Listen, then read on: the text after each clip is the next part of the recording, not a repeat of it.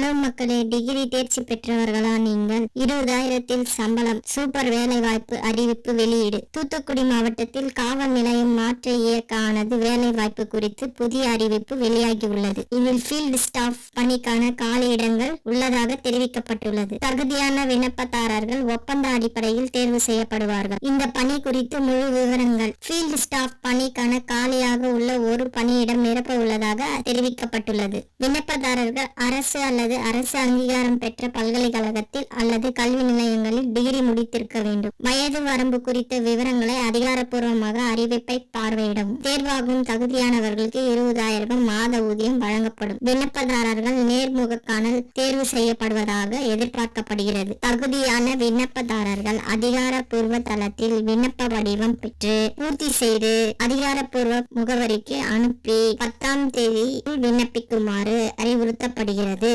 இறுதி நாள் முடிந்த பின் பெறப்படும் விண்ணப்பங்கள் ஏற்றுக்கொள்ளப்பட மாட்டாது. இது போன்ற தகவல்களை மேலும் தெரிந்து கொள்ள நம்ம சேனலை சப்ஸ்கிரைப் பண்ணுங்க.